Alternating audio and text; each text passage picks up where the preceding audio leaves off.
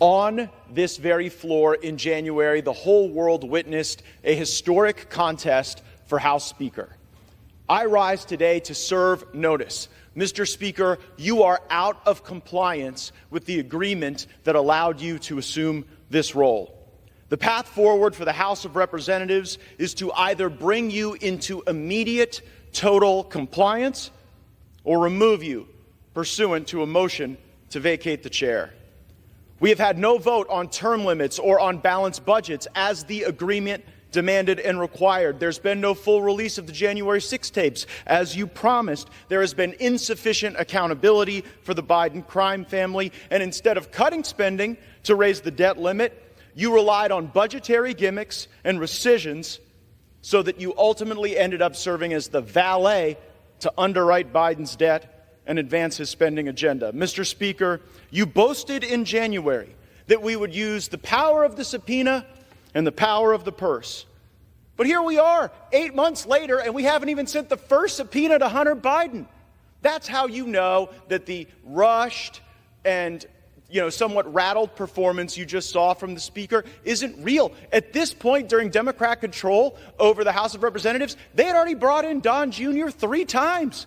And we haven't even sent the first subpoena to Hunter Biden.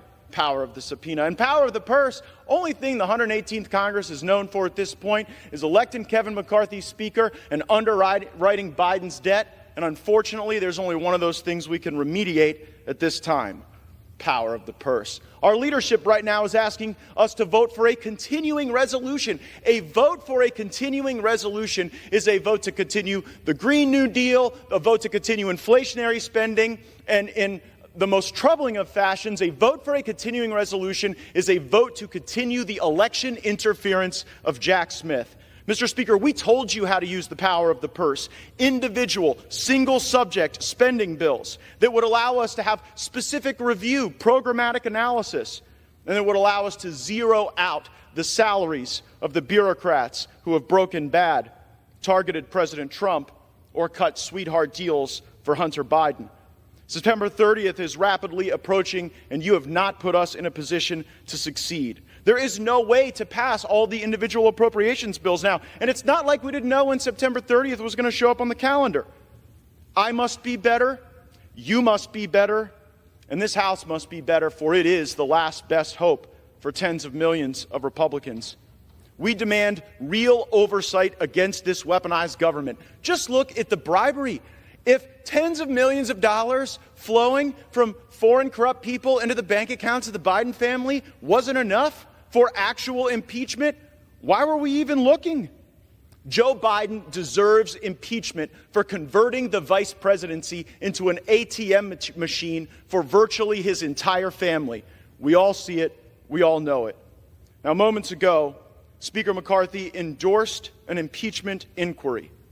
This is a baby step following weeks of pressure from House conservatives to do more. We must move faster. Now, I will concede that the votes I have called for will likely fail: term limits, balanced budgets, maybe even impeachment. I am prepared for that eventuality because at least if we take votes, the American people get to see who's fighting for them and who's willing to tolerate more corruption and business as usual. Mr. Speaker, dust off our written January agreement. You have a copy.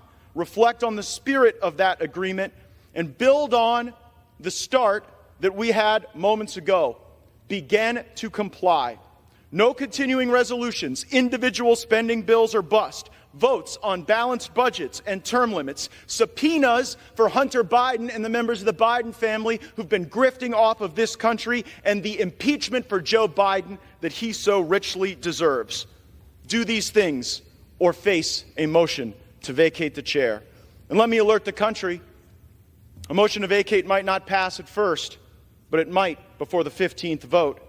And if Democrats bail out McCarthy, as they may do, then I will lead the resistance to this uniparty and the Biden-McCarthy-Jeffries government that they are attempting to build. I know that Washington isn't a town where people are known for keeping their word. Well, Speaker McCarthy, I'm here to hold you to yours. I yield back.